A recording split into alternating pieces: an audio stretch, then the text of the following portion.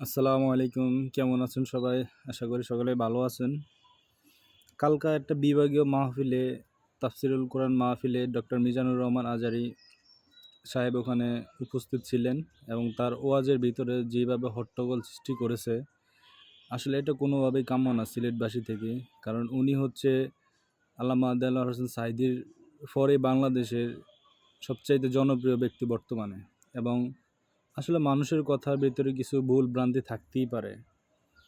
তাই বলে আসলে উনি তো এমন কিছু বলে নাই, বলছে শুধু একটা মাহফিলে মনে হচ্ছে যে একদল খাইছে আর একদল খাওয়ার জন্য রেডি হয়ে আছে। তো দেখেন, বাংলাদেশের রাজনৈতিক দল তো একটা না, প্রায় আমার জানা মতে ৩৩টার মতো দল বাংলাদেশ জাতীয় রাজনৈতিক দল আছে। তো উনি তো খারাপ কিছু বলে নাই। আসলে আপনারা নিজেরা শুধু নিজেদের গায়ে উপর নিলে তো চলবে না। উনি আসলে যে কালকা যে ওয়াজটা দেখলাম, আমি মাহফিলে দেখলাম কীভাবে পরিকল্পিতভাবে এই হট্টগোলটা শুরু হয়েছে। তো এগুলো ঠিক না, বাংলাদেশের প্রেক্ষাপটে এগুলো ঠিক না। কারণ বাংলাদেশে তো আরও দল আছে, হয়তো আপনারা সবচাইতে বড় দল বিএনপির কথা বলতেছি। আমিও একজন বিএনপির সমর্থিত কর্মী, তবে এটা কোনোভাবেই কাম্য না। যেটা হয়েছে এটা কোনোভাবেই কাম্য না। তো এগুলো ঠিক না। দেখেন, আমাদের দেশে হয়তো এক রাজনৈতিক দল পলাইয়া গেছে।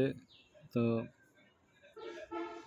অনেক আপনাদের জন্য এটাই ঠিক আছিল যে উনি কাউকে ওই যে রাজনৈতিক দল চলে গেছে, ওনারা কাউকে কথা বলার স্পেসই দিত না, মানুষকে দাবায় রাখতো। তো এটাই হচ্ছে সবচেয়ে বড় জিনিস, যে বাংলাদেশের প্রেক্ষাপটে যে আওয়ামী লীগই ঠিকই ছিল আমার জানা মতে।